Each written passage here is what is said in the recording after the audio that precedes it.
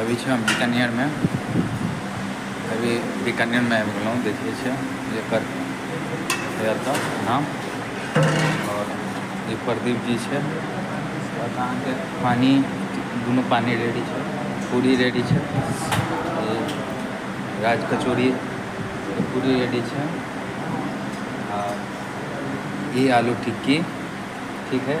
ये special quality के टिक्की छे, ओहिमे किशमिश और काजू माने हम तोड़ के दिखा दी कोस्टिले चीज है, बहुत बढ़िया चीज है। देखियो मटर कते स्वादिष्ट से बनेने छे, नाम छे तो ब्रांडो हेबाक चाही, सामानो ब्रांडेड रहे छे की बुझलिए। देखे छियै आ भाई सब कतऽ के है ओकरो नाम पता है। कतऽ के छियै भाईजी अहाँ? मधुबनी से भेली। मधुबनी से कतऽ? मधुबनी